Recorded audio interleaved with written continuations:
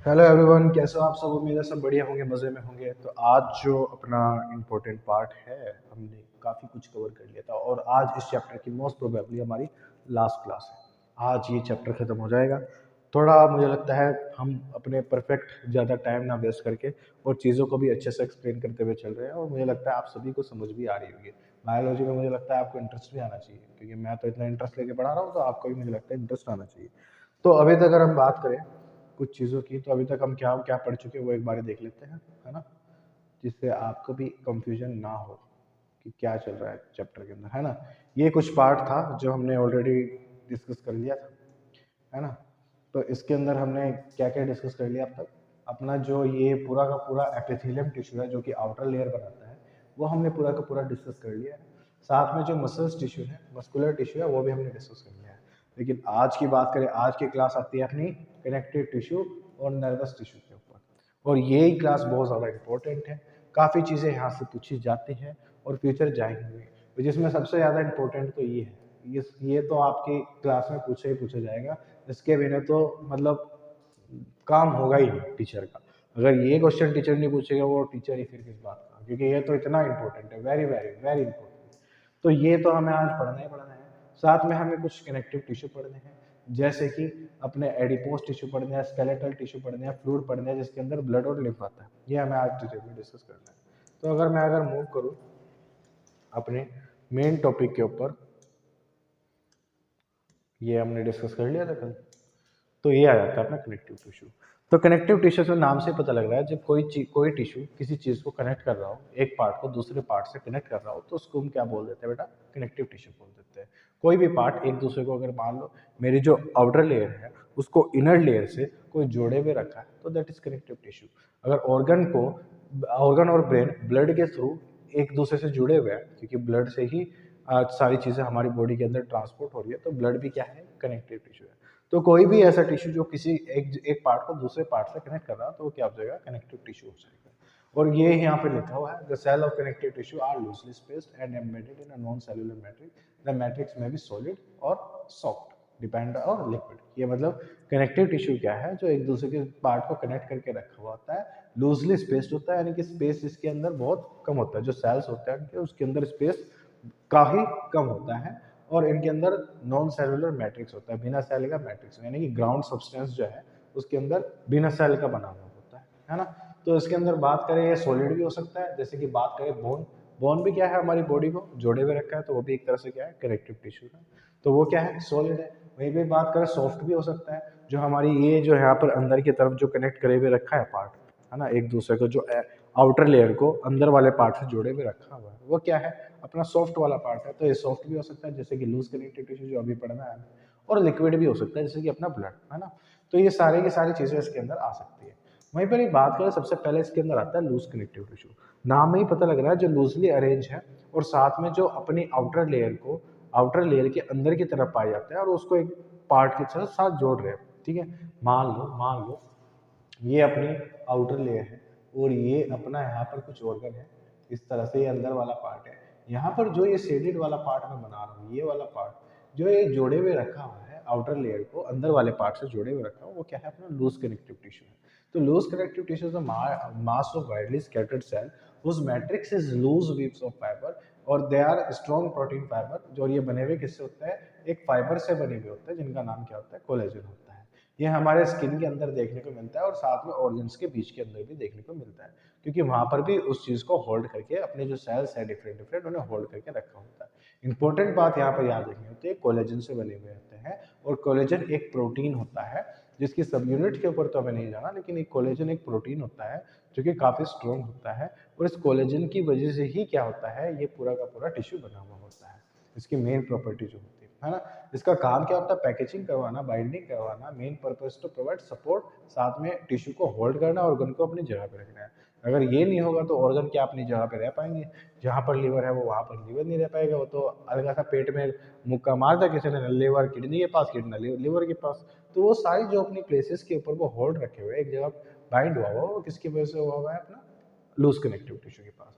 वहीं पर ही अगर एडिपोज टिश्यू जो सेकंड टाइप है, तो फर्स्ट टाइप इसमें क्या आ गया, अपना लूज कनेक्टिव टिश्यू हो गया, सेकंड आ गया अपना एडिपोज टिश्यू। वहीं पर एडिपोज टिश्यू का काम होता है फैट को स्टोर करना। ये ऐसे टिश्यू होते हैं जो अपने अंदर फैट को स्टोर करना पसंद करते हैं।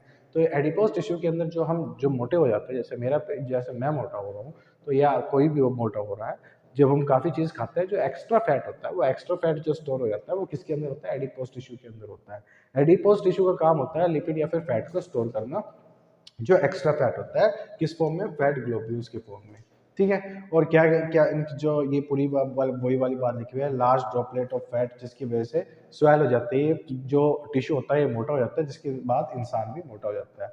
अब इसके अंदर फैट स्टोर हो गया, ये मोटा भी हो गया, तो ये इंसुलेशन का भी काम करता है, यानी कि जो होता है जो गर्मी वाला पार्ट होता है, जिस मोटे लोगों को ज़्यादा गर्मी इसी वजह से लगती है क्योंकि उनके अंदर बहुत ज़्यादा फैट स्टोर होता है, वहाँ पर ये इंसुलेशन का काम कर रहा होता है, यानी कि एक तरह से ठंड से बचाने का भी काम कर रहा होता है। क्लियर?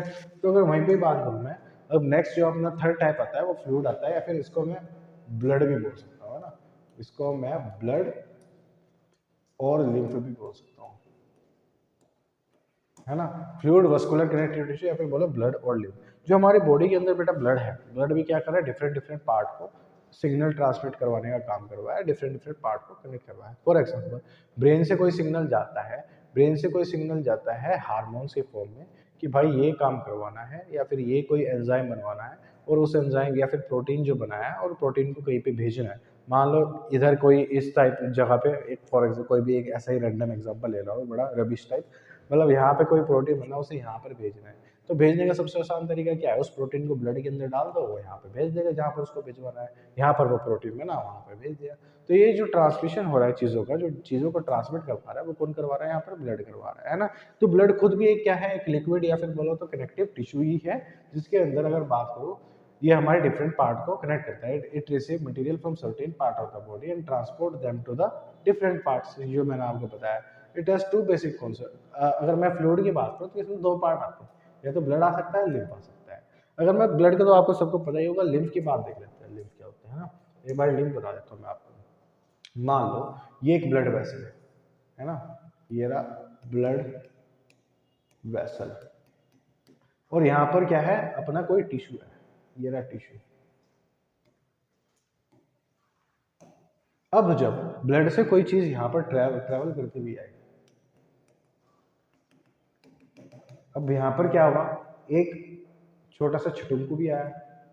ये छटुंकू जब यहाँ से ट्रैवल करके इसके अंदर जाना था, तो ये छटुंकू इनके सेल्स के अंदर ना जाके, जो यहाँ पर बीच में स्पेस है, इसके अंदर आके गिर गया। ठीक है। यहाँ पर आके गिरने के बाद अब ये यहाँ पे आके वेस्ट होगा, तो इसको कलेक्ट करने के लिए एक और वेसल यहाँ पर पैरेलली चल रही होती है, इसके पैरेलली एक और वेसल चल रही है, जिसको बोलते हैं लिम्फ वेसल। और ये लिम्फ वेसल क्या करती है? जो इंटरस्टिशियल फ्लूइड यहाँ पर कवर हो गया है, जो यहाँ पर स्पेस के अंदर जो पूरी तरह से चीज एक्सचेंज नहीं हो पाई, और ये यहाँ पर आके बीच में आके गिर गई, इसको छटंकों को यहाँ पर कलेक्ट करने की, इसको कलेक्ट करने का काम किसका होता है? लिम्फ वेसल का। ये बिल्कुल इसके पैरेलल चलती है। जनरली इसके अंदर आपको व्हाइट ब्लड सेल देखने को मिलते हैं। यहाँ पर देखने को क्या मिलता है? White blood cell. White blood cell वही होता है जो हमारी बॉडी के बेटा सोल्जर्स होते हैं। सोल्जर्स यानी कि जो हमारी बॉडी को अपने किसी इन्फेक्शन से फाइट करने के, यानी कि हमें कोई भी बुखार हो गया, बुखार होने से हमारा कोई बैक्टीरिया का इन्फेक्शन हो गया हमें, है ना। इन्फेक्शन होने के बाद उस इन्फेक्शन से जो लड़ते हैं, जो उनसे फाइट करते हैं और इस इन्फेक्शन को ख़त्म करते हैं, जैसे बोलो सोल्जर्स, जैसे हमारे देश के ऊपर हमला हो गया था, सोल्जर्स क्या करते हैं? उस हमले से हमें बचाते हैं। इसी तरह से WBC क्या होता है? अगर हमारी बॉडी में कोई इन्फेक्शन होता है उससे बचाते हैं। तो यहाँ पर क्या होता है? जो व्हाइट ब्लड सेल होते हैं जनरली जो बीच में यहाँ पर आके इकट्ठे हो जाते हैं, उसको कौन उठा लेता है? लिम्फ वेसल उठा लेते हैं। और इसी को हम, जो इसके अंदर ट्रैवल करता है फ्लूइड, उसी को हम क्या बोलते हैं बेटा? लिम्फ बोलते हैं। तो यहाँ पर जो मैंने आपको बताया, तो इसके अंदर क्या क्या आता है? ब्लड और लिम्फ आते हैं। और इट लैक्स, इसके अंदर फाइबर्स देखने को नहीं मिलते। फाइबर्स देखने को मिलते हैं, इसी वजह से तो क्या है, ये लिक्विड के अंदर देखने को मिलता है। ब्लड हमारा 55% होता है, उस ब्लड के अंदर 55% प्लाज्मा होता है, 45% यहाँ पे ब्लड सेल्स होते हैं, इनको हम सेल्स बोल देते हैं।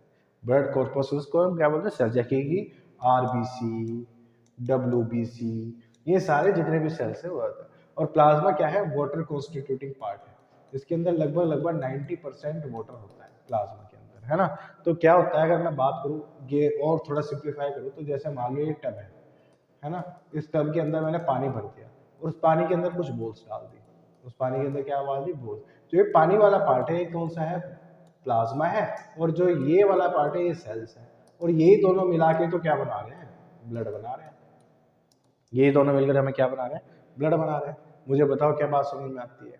तो ये कुछ बात है इसके अंदर। और ब्लड साथ में प्लाज्मा किससे बना हुआ है, वाटर, सोल्ट और शुगर, लिपिड, एमिनो एसिड से बना हुआ होता है। और इसके अंदर 3 टाइप के सेल्स देखने को मिलते हैं या फिर 2 टाइप के सेल्स देखने को मिलते हैं, जिसके अंदर क्या आ जाता है अपने आरबीसी, डब्ल्यूबीसी और थर्ड टाइप आ जाता है प्लेटलेट्स। आप इसको नोट करें, इस वाले पार्ट को नोट करें और फिर अगले वाले पार्ट को नोट करें।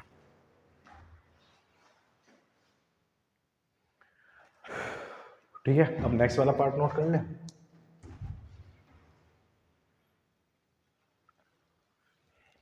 ठीक है, तो अगर मैं ब्लड की बात करूं, अगर थोड़ा और सिंप्लीफाइड करूं इसको, आप मुझे लग रहा है थोड़ा कंफ्यूज ना हो गए हो, तो अगर ब्लड की बात करें तो वो वाला पार्ट तो समझ में आ गया। तो 2 चीज होती है, एक प्लाज्मा और एक फॉर्म्ड एलिमेंट। प्लाज्मा किससे बना हुआ है, वाटर से बना हुआ है मेनली, तो सॉल्ट से बना हुआ है, सॉल्ट जैसे कि Na+, Cl, क्लोरीन, सोडियम, है ना, सॉल्ट्स आ जाता है इसके अंदर। एमिनो एसिड आ जाता है। एमिनो एसिड क्या होता है, प्रोटीन बनाने का काम करते हैं, तो इसके अंदर एमिनो एसिड आते हैं, है ना। तो ये कुछ देखने को मिलता है। फॉर्म्ड एलिमेंट के अंदर आ जाते हैं WBC, RBC, प्लेटलेट्स, या फिर जो ब्लड कॉर्पोसल्स भी बोल देते हैं, या फिर बोलो ब्लड सेल्स भी बोल सकते हैं ना, प्लेटलेट्स, इसके अंदर ये आ जाते हैं, है ना। तो ये कुछ पार्ट था जो हमने अभी डिस्कस किया। अब अगर बात करूं इसकी नेक्स्ट पार्ट ही लिम्फ। लिम्फ को मैंने अभी ऑलरेडी बताया, lymph is actually filtered blood which is similar to blood in composition except that is devoid of RBC. इसके अंदर आरबीसी देखने को नहीं मिलते और प्लेटलेट्स भी इसके अंदर देखने को नहीं मिलते। इसके अंदर जो मेनली पार्ट दिखता है सब ब्लड प्रोटीन्स देखने को मिलता है, डब्ल्यूबीसी इसके अंदर सबसे ज्यादा होता है जो मैंने आपको बताया। इसके अंदर कोई भी हीमोग्लोबिन आपको देखने को नहीं मिलेगा। अब हीमोग्लोबिन वगैरह क्या होता है डिटेल में बाद में हम डिस्कस करेंगे, है ना। फिर आता है fibrous dense regular connective tissue, है ना। फिर इसके अंदर देखो फाइब्रस टिश्यू वो होते हैं, फाइब्रस कनेक्टिव टिश्यू वो होता है जो कि 2 तरह की चीजों से बने हुए होते हैं, एक तो कोलेजन और इलास्टिन। कोलेजन यहाँ पर क्या प्रोवाइड करवा रहा होता है, कोलेजन एक फाइबर है जो क्या प्रोवाइड करवा रहा है, अपना अपना मेनली मैकेनिकल स्ट्रेंथ प्रोवाइड कर रहा है। वहीं पर अगर मैं इलास्टिन की बात करूँ, नाम में इलास्टिसिटी है, तो ये क्या प्रोवाइड करता है, इलास्टिसिटी प्रोवाइड करते हैं। और जो डेंस रेगुलर कनेक्टिव टिश्यू होते हैं ये क्या होता है, रेगुलरली अरेंज होते हैं। फॉर एग्जाम्पल यहाँ पर मैं इस तरह से इसको एक इस तरह से रेगुलरली अरेंज कर दूँ और साथ में इसके अंदर कोई भी आपको स्पेस देखने को नहीं मिलेगा, इंटरसेलुलर स्पेस देखने को नहीं मिलेगा। जैसे कि अगर मैं लूज कनेक्टिव टिश्यू की बात करूँ तो उसके बीच में क्या क्या क्या बात थी खास, कि उसके अंदर स्पेस था, वो रेगुलर नहीं थी। बट यहीं पर अगर डेंस की बात करें तो डेंस के अंदर क्या हो जाएगा, ये लूजली अरेंज हो जाएंगे, सॉरी डेंसली पैक्ड हो जाएंगे, पूरी तरह से पैक होंगे, इनके अंदर इंटरसेलुलर स्पेस एब्सेंट देखने को मिलेगा और साथ में एक प्रॉपर रेगुलर अरेंजमेंट में अरेंज होते हैं, है ना। और बने किस किस से होता है, कोलेजन या फिर व्हाइट फाइबर जिनको बोलते हैं, या फिर इलास्टिन जिनको हम येलो फाइबर्स भी बोलते हैं। और यहाँ पर इलास्टिसिटी क्या इलास्टिसिटी प्रोवाइड कराने का काम इलास्टिन का है, और जो मैकेनिकल स्ट्रेंथ है वो प्रोवाइड करने का काम इसका कोलेजन का है। ठीक है, कोलेजन एक प्रोटीन है, प्रोटीन कॉम्प्लेक्स है, बस इतना याद रखिए। ठीक है, अब ये जो टिश्यू है फाइब्रस डेंस टिश्यू है, ये 2 तरह के हो सकते हैं। यहाँ पर ये बात याद रखना, यहीं पे ऐड कर देता हूँ मैं, ये भी बहुत बार क्वेश्चन पूछा जाता है, ये भी याद रखना, ये इंपॉर्टेंट है इसलिए बता रहा हूँ। ये 2 तरीके के हो सकते हैं। फर्स्ट हो सकता है अपना टेंडन और दूसरा हो सकता है अपना लिगामेंट। टेंडन का काम होता है बोन्स को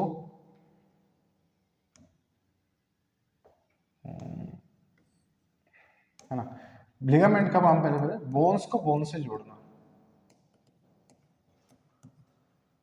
वो किसका काम है, टेंडन का। बोन्स को कार्टिलेज से सॉरी लिगामेंट का, बोन्स टू कार्टिलेज जो जोड़ता है वो कौन है, अपना टेंडन। ये बात आपको याद रखनी है। और ये सारे डेंस के एग्जांपल या फिर फाइब्रस के एग्जांपल, क्लियर है। अब ये वाला पार्ट मैंने आपको बता दिया जो आपको बताया। अब स्केलेटल मसल्स तो अभी बताया आपको किससे बनी होती है, बोन से बनी हुई होती है। हमारा जो पूरा का पूरा स्केलेटन है जो हमारी बॉडी की पूरी शेप को प्रोवाइड कर रहा है, पूरी की पूरी स्ट्रक्चर को खड़े करके, जिसकी वजह से मैं यहाँ पर खड़ा हूँ, वो किसकी वजह से, बोन की वजह से। फ्रेमवर्क प्रोवाइड कर रहा है। मेनली जो फ्रेमवर्क होता है वो कौन प्रोवाइड करता है, अपना स्केलेटल कनेक्टिव टिश्यू प्रोवाइड करता है। इसके अंदर मेनली आ जाते हैं बोन्स जो कि एक कनेक्टिव टिश्यू है, जो कि कोलेजन फाइबर्स और कुछ सॉल्ट से बना हुआ होता है, जैसे इसके अंदर कैल्शियम होता है, फॉस्फोरस होता है, और ग्रेटर रिजिडिटी और स्ट्रेंथ प्रोवाइड करता है। अब बोन्स को कुछ लोग समझते हैं कि कैल्शियम से बनी हुई है, नहीं। बोन्स क्या है, कैल्शियम वहाँ पर एक सीमेंटिक सब्सटेंस है, वो सीमेंटिक सब्सटेंस है वो जोड़े पे रखा होता है। जो बोन्स मेनली बनी हुई होती है वो बनी हुई होती है अपने चूने से, जो चूना होता है वो उससे बनी हुई होती है मेनली। तो जो कैल्शियम और फास्फोरस है इसके अंदर वो एक सीमेंटिक सब्सटेंस की तरह यूज करता है, क्लियर।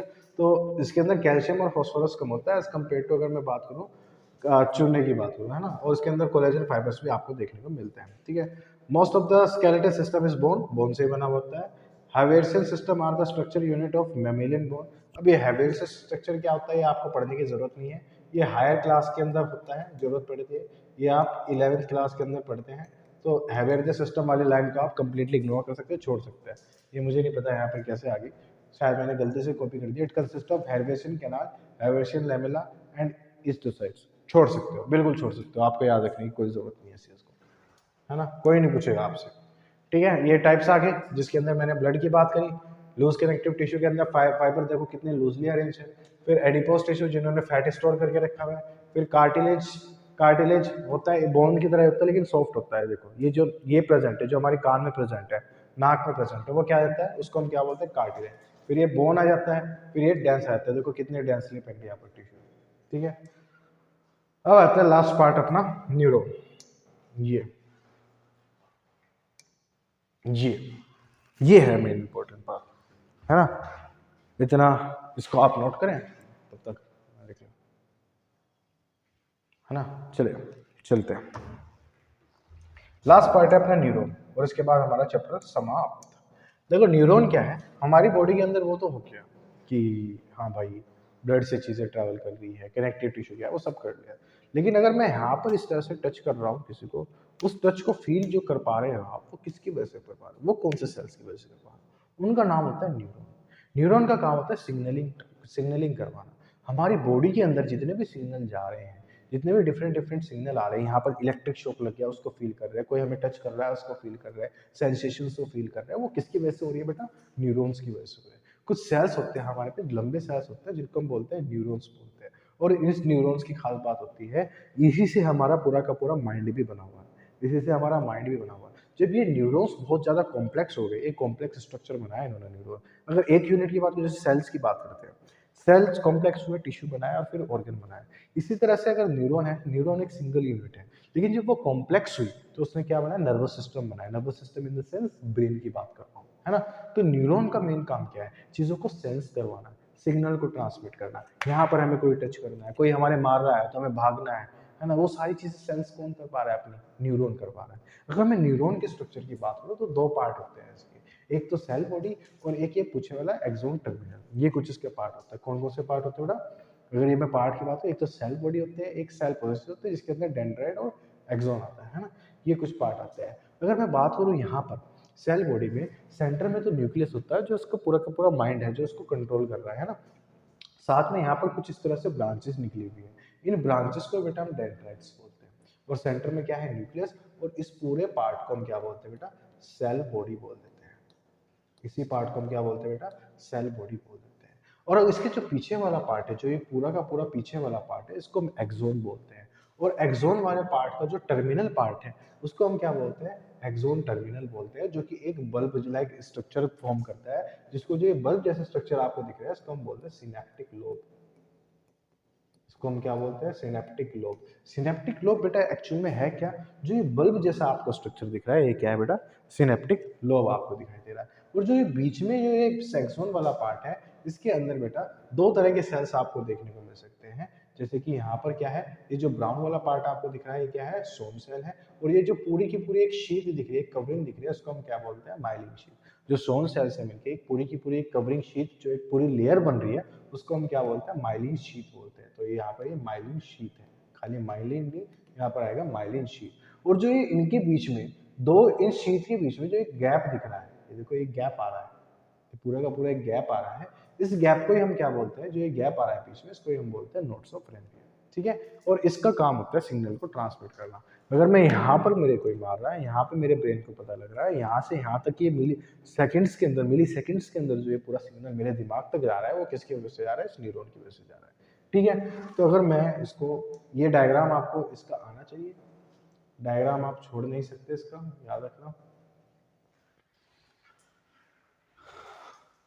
ये आपको याद रखना है ना। तो ये इसके कुछ पार्ट्स हैं जो आपको नोट करने हैं। ये मैं ऑलरेडी बता चुकी, जो मैंने आपको एक्सप्लेन किया है वो ये वही सब है। साथ में ये आपको डायग्राम इसका बनाना है। मुझे लगता है चैप्टर समझ में आया होगा। थोड़ा फास्ट था मुझे लगता है, बट ऐसा नहीं था कि मुझे समझ में नहीं आया होगा।